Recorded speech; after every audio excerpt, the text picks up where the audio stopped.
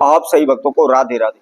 तो आज हम सही भक्तों के लिए इस वीडियो के माध्यम से, इस चैनल के माध्यम से लगन कुंडली से संबंधित एक ऐसी जानकारी आपको बताने वाले हैं जिससे आप अपने घर बैठे ही पता लगा सकते हैं कि आपके बच्चों का रिश्ता होगा या नहीं होगा, कौन सी दिशा में होगा, किस समय पर होगा, या शादी में बार बार देरी हो रही है, विलंब हो रहा है। रिश्ते वाले आते हैं, देख कर चले जाते हैं, पलट कर कोई भी जवाब नहीं देते।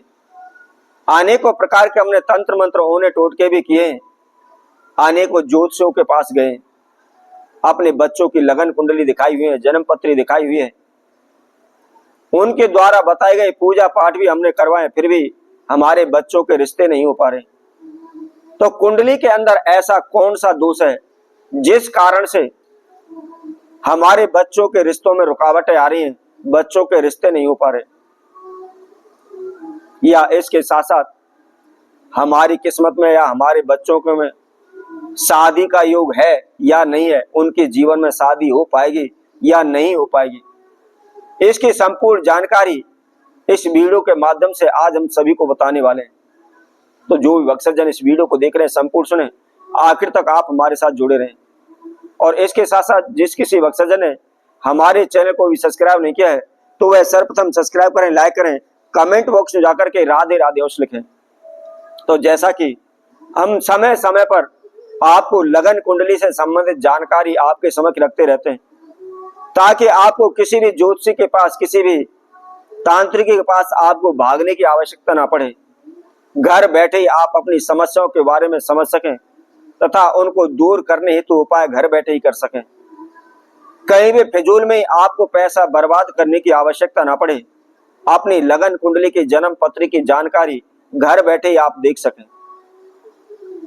हम समय समय पर राशियों का, प्रत्येक राशि का राशि फल भी आपको बताते रहते हैं, मासिक राशि फल भी हम आपको बताते हैं, वार्षिक राशि फल भी आपको बताते रहते हैं, किस समय पर आपको किन बातों का ध्यान रखना चाहिए तथा विशेष कौन सा कार्य आपको प्रारंभ करना चाहिए।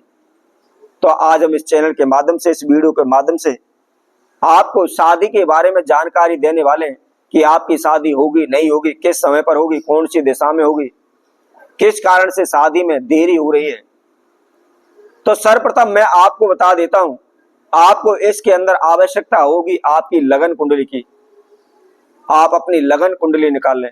और वैसे तो आजकल प्रत्येक मोबाइल के अंदर ऐप दिया गया है, आप घर बैठे ही उसके अंदर डेट ऑफ बर्थ डाल देते हैं तो आपकी लगन कुंडली उसमें निकल करके आ जाती है। तो यदि आपकी लगन कुंडली के अंदर प्रथम भाव हो, उसके साथ साथ चतुर्थ भाव हो, सप्तम भाव हो, अष्टम भाव हो और द्वादश भाव हो, यदि इन ग्रहों के अंदर मंगल ग्रह बैठा हुआ है तो आपकी कुंडली मंगल दोष उत्पन्न करती है। और मंगल दोष निश्चित ही हमारी शादी में रुकावट पैदा करता है, बाधाएं उत्पन्न करता है, जिसकी वजह से हमारे शादी में देरी होने लग जाती है। इसके साथ साथ राहु और केतु यदि सप्तम भाव में बैठे हुए हो तो इस कारण से भी हमारे रिश्ते में देरी होती है, बार बार हमारे रिश्ते में अड़चनें आना प्रारंभ हो जाती हैं। और इसके साथ साथ जिस किसी भी व्यक्ति का रिश्ता हो चुका है और उसकी लगन कुंडली के अंदर सप्तम भाव के अंदर राहु केतु बैठे हुए हैं तो उनका रिश्ता गलत फहमी के कारण टूट जाता है। आपस में झगड़े रहते हैं, तनाव रहते हैं, उच्चाटन रहती है, कोई भी एक दूसरे का विश्वास नहीं कर पाता है। इसके साथ साथ यदि गुरु और शुक्र हमारी लगन कुंडली के अंदर नीच के बैठे हुए होते हैं तो इस कारण से भी हमारे विवाह में, हमारी शादी में देरी होती है, बार बार रुकावटें आती हैं, रिश्ते वाले आते हैं, देख कर चले जाते हैं, पलट कर कोई भी जवाब नहीं देते। क्योंकि शुक्र ग्रह हमारे जीवन को सुखमय आनंदमय बनाता है, हमारे जीवन में सुख शांति उत्पन्न करता है। और देवगुरु बृहस्पति धन का कारक है, हमारे रिश्ते शादी का कारक माना गया है। यदि यह ग्रह नीच के बैठे होते हैं तो 100% हमारे रिश्ते में रुकावटें, बाधाएं आती हैं। इसके साथ साथ आपकी शादी कौन सी दिशा में होगी यह हम किस प्रकार जानते हैं। तो सर्वप्रथम आप अपनी लगन कुंडली देखें और लगन कुंडली के अंदर आपने शुक्र ग्रह को देखना है कि कौन से घर के अंदर वह शुक्र बैठा हुआ है, और शुक्र से आपने 7वां घर गिनना है, और 7वें घर के अंदर जोन सी भी राशि आती है, जो भी राशि है, और उस राशि का जो भी स्वामी है, उसी की दिशा के अनुसार आपकी शादी की दिशा निकलती है। मान लीजिए हमारी लगन कुंडली मेष लगन की है, और मेष लगन के अंदर शुक्रदेव बैठे हुए हैं, यानी कि पहली राशि के अंदर बैठे हुए हैं। तो पहली राशि से हम प्रारंभ करते हैं, तो सप्तमी राशि हमारी तुला राशि आती है, और उसके स्वामी शुक्रदेव है। तो इसी तरह से आपने शुक्र को देखना है, और शुक्र से सप्तम भाव को देखना है, उसके अंदर कौन सी राशि है, और उस राशि के स्वामी कौन से हैं, और उसी स्वामी की दिशा कौन सी है।